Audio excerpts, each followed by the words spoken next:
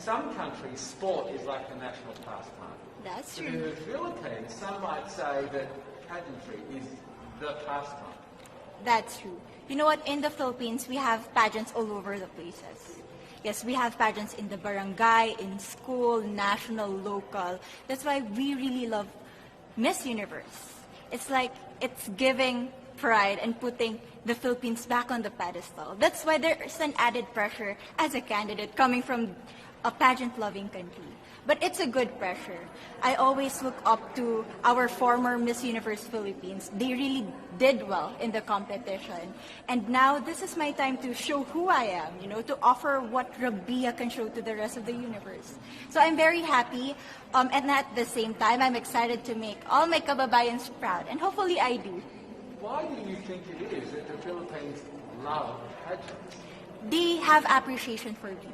We do love pageant because we used to think that we wanted to be included in the world, I have to be honest, in the Philippines, my skin color used to be not the standard of beauty. I was obsessed whitening my skin because these are the kinds of beauty queen we see on the mainstream. But things were different now.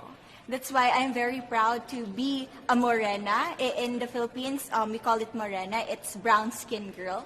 And to be able to represent, my color, my identity as a true Filipina. Tell me about your journey to being crowned Miss Philippines. In a world that, in a country I should say, that loves pageants. That must have been a very intense process. Tell me about, your journey to being Miss Philippines. Well, my journey was crazy. You know what? I started to be a dark horse. Nobody noticed me. Nobody knows I was in the competition up until the preliminary and the coronation night. And when I won, I received different comments, of course. There were people who didn't expect me to do well, who think that I cheated. That's why I need to redeem myself in Miss Universe. I really need to do well in this competition. And the thing is, I love pressure. I love criticism. I get better every day with that. You tell me I cannot do that, I turn to you and I'm going to say that, no, I can do it for myself. Good for you. So how does it feel then to be on the global stage? How do you feel to be here in this moment, right now? It's crazy, but I'm overwhelmed with the support, not just from the Filipino community, but also from Thailand, Latin countries who do appreciate me as a candidate, as a person. It motivates me that I am beautiful, I can offer so much in this world, and when somebody believes in you, it gives you that extra energy to really do well and perform well. Do you have a sense with the girls, all of the girls competing, you're competing, but is there a sense of camaraderie with all of the girls? Is there a real spirit to, sort of motivate each other to do better? You know what? I have a different idea about Miss Universe. I thought it's going to be very competitive, in a healthy way, well, of course. But now I can see every girl helping each other, from fixing those hairs, from trying to zip up those outfits. It speaks of the closeness and the kind of camaraderie that we want to have. The goal of Miss Universe is not just to crown one girl, but also to build a genuine and long-lasting friendships among us. Would you say within the Miss Universe world, the contestants, is there a sisterhood? Are you sisters?